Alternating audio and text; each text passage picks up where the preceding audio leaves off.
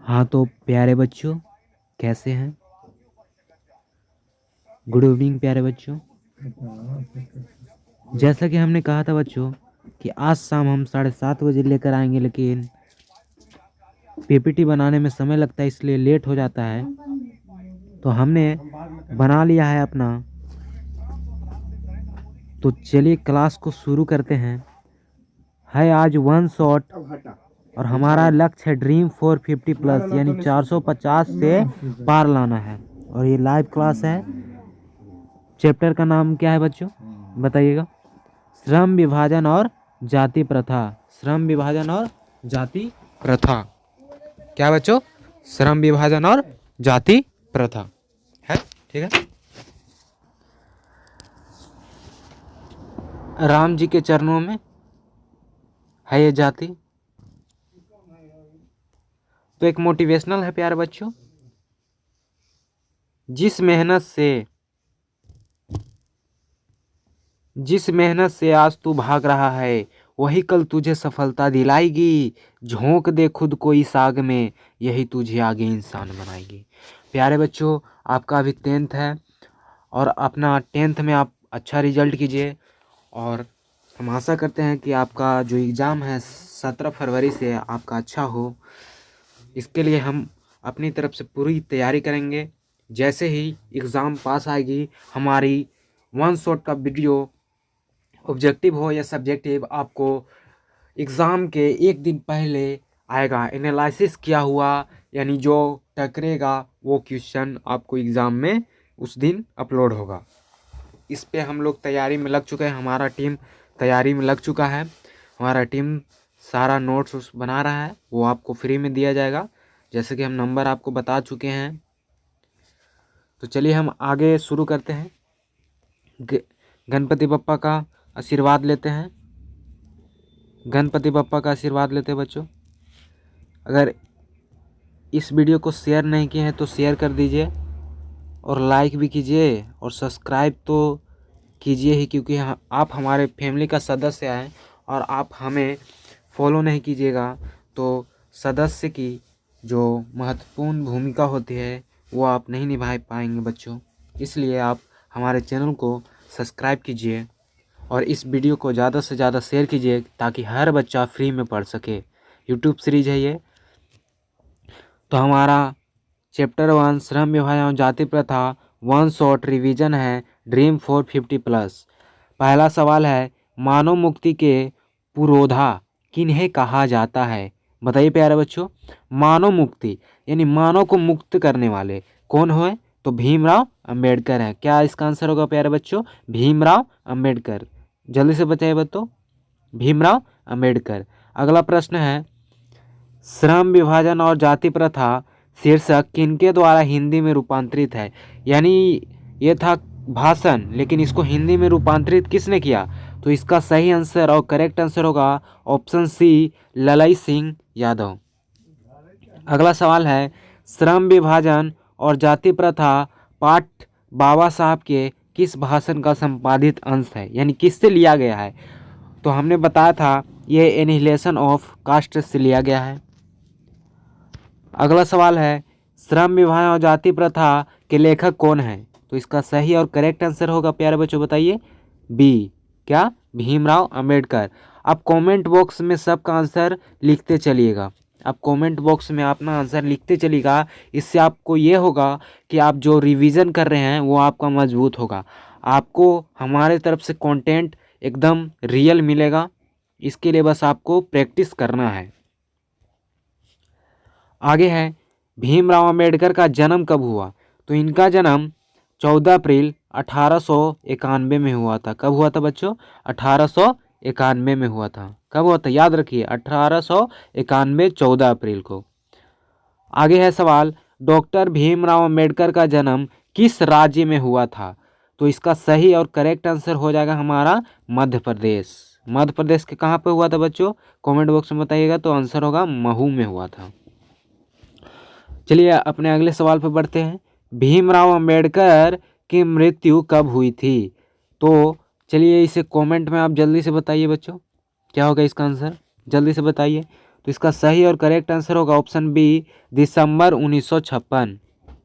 आगे सवाल है, भीमराव अंबेडकर के चिंतन व रचनात्मकता के मुख्यतः कितने प्रेरक व्यक्ति हैं, यानी उनका वो कितने को मानते थे, कितने व्यक्ति को, तो 3 व्यक्ति को मानते थे अपना प्रेरणा। तो बताइए आपका प्रेरणा कौन है? मेरी प्रेरणा तो मेरी माता जी हैं। आपका बताइएगा आपका कौन है? डॉक्टर अंबेडकर किस वर्ग के परिवार में जन्म लिए थे? तो ये बहुत ही निम्न में से आते थे, तो इसका आंसर हो जाएगा दलित वर्ग। क्या हो जाएगा? दलित वर्ग। आगे चलिए, जातिवाद के पोषक द्वारा श्रम विभाजन प्यारे बच्चों किसका दूसरा रूप माना जाता है? तो इसका सही आंसर होगा जाति प्रथा का। किसका? जाति प्रथा का दूसरा रूप माना जाता है प्यारे बच्चों। आगे सवाल है, जाति प्रथा किस प्रकार का श्रम विभाजन है? स्वाभाविक, प्राकृतिक या अस्वाभाविक या संवैधानिक? तो इसका सही आंसर होगा ऑप्शन ए प्यारे बच्चों, अस्वाभाविक। क्योंकि जाति प्रथा श्रम के साथ श्रमिकों का भी विभाजन करता है, जो सही बात नहीं है। अगला सवाल है, जाति प्रथा के अनुसार श्रम विभाजन का आधार क्या है? मतलब किस पर हम श्रम का विभाजन करते हैं? तो पैतृक पेशा, यानी जो पिताश्री कर रहे हैं वही उसका बेटा करेगा। आगे चलिए, श्रम विभाजन और जाति प्रथा शीर्षक किनके द्वारा हिंदी में रूपांतरित है? तो अभी हम थोड़ा देर पहले बताए थे प्यारे बच्चों, इसका सही आंसर होगा ललई सिंह यादव।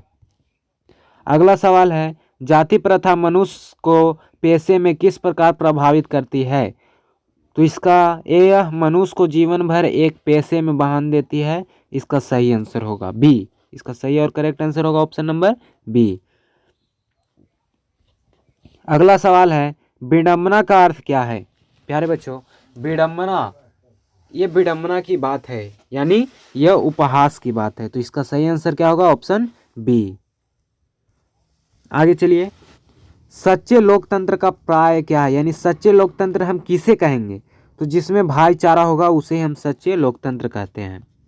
अगला सवाल है, भीमराव अंबेडकर के एक प्रेरक के नाम क्या क्या थे? तो इसका सही आंसर होगा बुद्ध, कबीर, ज्योतिबा फुले, यानी आंसर सी इसका सही होगा।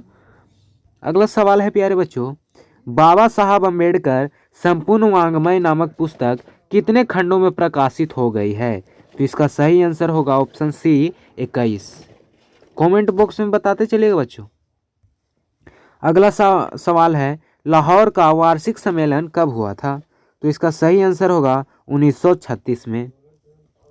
कहाँ हुआ था? लखनऊ में हुआ था। डॉक्टर भीमराव अंबेडकर का रचनात्मक प्रेरक व्यक्ति निम्न में से कौन है? प्रेरणा वाले कौन है? तो ज्योतिबा फूले हैं। अगला सवाल है, किनके प्रोत्साहन पर बाबा साहब उच्चतर शिक्षा हेतु न्यूयॉर्क गए? यानी कौन पैसे दिए कि वो कहाँ चल गए? न्यूयॉर्क चल गए। कहाँ चल गए? न्यूयॉर्क। तो इसका सही आंसर होगा बड़ोदरा नरेश, यानी राजा बड़ोदरा। अगला सवाल है, बुद्धा एंड हिज धम्मा के लेखक कौन है?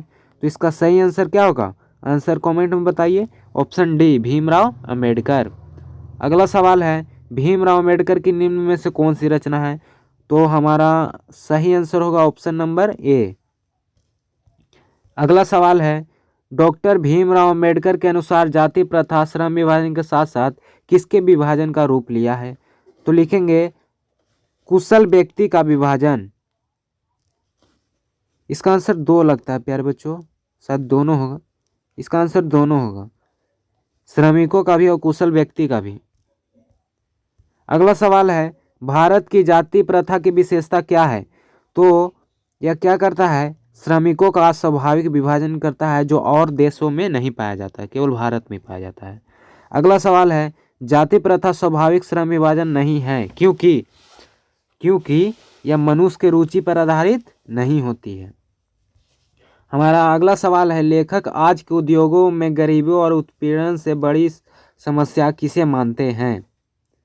आप ही बताइए किसे मानते हैं? तो इसका सही आंसर होगा ऑप्शन नंबर ए। शायद इसका ऑप्शन गलत है लग रहा है, चलिए आगे देखते हैं। कौन सी व्यवस्था मनुष्य को प्रशिक्षण अथवा उसकी निजी क्षमता के विचार किए बिना पेशा में बांध देता है? तो जाति व्यवस्था। कौन सा व्यवस्था? जाति व्यवस्था। आगे सवाल है आधुनिक मनु। मनु आजकल के मनु कौन है? तो आजकल के मनु डॉक्टर भीमराव अंबेडकर हैं। अगला सवाल है संचारित का शब्दार्थ। संचारित मतलब संचार होना, संचार मतलब प्रवाहित होना, तो इसका सही आंसर होगा सी, प्रवाहित। अगला सवाल चलिए प्यारे बच्चों, लेखक की दृष्टि में विडंबना की बात क्या है, यानी उपहास की बात क्या है? तो जातिवाद के पोषकों की कमी नहीं है। कहाँ पे है? यहाँ पे है, तो ऑप्शन ए इसका सही होगा। ये सब आप अपने नोट कॉपी में लिख लीजिए। ये हम चैप्टर 1 के टोटल ऑब्जेक्टिव लेकर आए हैं, इससे बाहर आपको कोई ऑब्जेक्टिव चैप्टर 1 से पूछता ही नहीं है। अगला सवाल है लेखक की दृष्टि में आदर्श समाज कैसा होना चाहिए? तो जिसमें भातृत्व, स्वतंत्रता और समता का भाव हो, तीनों हो। तो इसका आंसर सही होगा कौन सा? ए। अगला सवाल है लेखक बेरोजगारी का प्रमुख व प्रत्यक्ष कारण किसे मानते हैं? बताइएगा आप लोग। तो जाति प्रथा को मानते हैं। किसको मानते हैं? जाति प्रथा को। अगला है डॉक्टर भीमराव अंबेडकर का जन्म कहाँ हुआ? तो आंसर इसका होगा महू, मध्य प्रदेश में। कब हुआ था? तो 14 अप्रैल 1891 में हुआ था। कब हुआ था? 14 अप्रैल 1891। मृत्यु कब हुआ? 1956। कहाँ हुआ? दिल्ली में हुआ। कहाँ हुआ? दिल्ली में हुआ था। अगला सवाल है डॉक्टर भीमराव अंबेडकर ने किस पत्रिका का संपादन किया? तो इसका सही आंसर होगा बहिष्कृत भारत। अगला है भारतीय संविधान के निर्माता के रूप में किन्हें जानते हैं? तो भीमराव अंबेडकर क्या होगा? सही आंसर होगा। अगला सवाल है डॉक्टर अंबेडकर का वाङ्मय हिंदी में कितने खंडों में प्रकाशित है? तो इसका सही आंसर और करेक्ट होगा 21। अगला सवाल है आधुनिक सब समाज कार्यकुशलता के लिए किसे आवश्यक मानता है? तो हम इसका होगा श्रम विभाजन। अगला सवाल है डॉक्टर भीमराव अंबेडकर के पिता का नाम क्या है? पिताश्री का नाम क्या है बच्चों? प्यारे बच्चों बताइए। रामजी सकपाल। कौन सा सकपाल? रामजी सकपाल थे। डॉक्टर भीमराव अंबेडकर की माता का नाम क्या है? तो याद रखिएगा माता का नाम भीमाबाई है। भीम की बाई, भीमाबाई। बाई मतलब माता को कहते हैं, और भीमराव अंबेडकर इनका नाम है, तो भीम से क्या कीजिएगा? भीमा, भीम से भीमा, और बाई माता को कहते हैं तो लगा दीजिएगा बाई, यानी इनकी माता का नाम क्या है? भीमा बाई। अगला सवाल है डॉक्टर भीमराव अंबेडकर ने पीएचडी की उपाधि, पीएचडी फिलोसफी इन डॉक्टर कब लिए थे? तो 1916 में लिए थे ये। अगला सवाल है the castes in India there mechanism किसकी रचना है? तो भीमराव अंबेडकर की रचना है। अगला सवाल है हमारा आधुनिक सब समाज में कार्यकुशलता के लिए किसे आवश्यक माना जाता है? तो श्रम विभाजन को। किसको? श्रम विभाजन को। अगला है the castes in India where mechanism किनकी रचना है? तो इसका सही आंसर होगा ऑप्शन ए, भीमराव अंबेडकर की।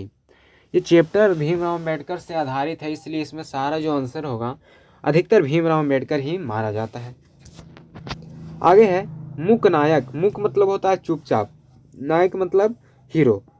ये क्या था उनका? तो एक पत्रिका था। क्या था? पत्रिका था। जाति प्रथा भारत में क्यों एक प्रमुख कारण बनी है? तो होगा इसका आंसर बेरोजगारी। किसकी? बेरोजगारी। आगे है भीमराव अंबेडकर निम्न में से किसकी रचना किए हैं? इनमें से कौन सा इनका रचना है? तो हम लोग अभी श्रम विभाजन, जाति प्रथा पढ़ रहे हैं, तो इसका सही आंसर होगा ऑप्शन नंबर सी। अगला सवाल है श्रम विभाजन और जाति प्रथा गद्य की, गद्य मतलब होता है कहानी, की कौन सी विद्या है? तो बोलेंगे एक क्या है? निबंध है। क्या है? निबंध है, क्योंकि जाति प्रथा पर निबंध ही लिखा गया है। अगला सवाल है भारतीय संविधान के निर्माता में महत्वपूर्ण भूमिका किसने निभाई है? तो भीमराव अंबेडकर। हमारा ये 49 प्रश्न हो गया। इसमें से बताइए आपका कितना अब तक सही हुआ है? कमेंट बॉक्स में बताइएगा अब तक आपका कितना सही हुआ है। इससे हम आप जांचेंगे कि आप कितने पढ़ते हैं। लास्ट सवाल है जाति प्रथा श्रम विभाजन के साथ साथ किसका रूप लिया है? तो श्रमिक विभाजन का। लग रहा है 3 सवाल एक बार आ चुका है, कोई बात नहीं। चलिए, अगर हमारे इस वीडियो को शेयर अब तक नहीं किए तो शेयर कर दीजिए, लाइक कीजिए। और आपको ड्रीम 450 से अगर बैच से जुड़ना है तो हमें इस नंबर पर संपर्क कीजिए जो आपको बोर्ड पे लिखा गया है। यह नंबर आप नोट कर लीजिए, इस पे आप मैसेज कीजिए, इस पे आपको नोट्स फ्री मिलेगा, आपको बेहतरीन नोट्स मिलेंगे आपको इस पे। तो हमारा वन शॉट चैप्टर 1 हिंदी का ख़त्म हो चुका है। इसके बाद हम सब्जेक्टिव लेकर आएंगे। और जैसा कि हमने कहा है कि मैट्रिक का एग्ज़ाम जैसे ही पास आएगा, आपको जिस दिन जिस सब्जेक्ट का होगा उस दिन हमारा वन शॉट जो एग्ज़ाम में टकरेगा वो आपको हमारे तरफ से दिए जाएंगे। नोट्स भी फ्री मिलेंगे और आपको जो वन शॉट रिवीजन होता है वो भी हम रिवीजन करवाएंगे। उस दिन हम अपना पूरा दिन आपको लिए झोंक देंगे, आप सभी के लिए झोंक देंगे प्यारे बच्चों। तो आपसे हम अलविदा लेते हैं और आशा करते हैं कि आपको ये वीडियो अच्छा लगा होगा। तो लाइक कीजिएगा, इस चैनल को सब्सक्राइब और अपने दोस्तों के साथ ज़्यादा से ज़्यादा शेयर कीजिए। इसका शेयर कम से कम आप 500 प्लस कर दीजिए प्यारे बच्चों, और हमारा सब्सक्राइबर 50 प्लस ठेका दीजिए हैं ताकि हम लाइव आ सकें आपके पास। हमारे पास बच्चों डिजिटल बोर्ड तो नहीं है, लेकिन हम इतने अच्छे पढ़ाई पढ़वाएंगे बिना डिजिटल बोर्ड के कि आपको डिजिटल बोर्ड के अनुभव ही नहीं होगी।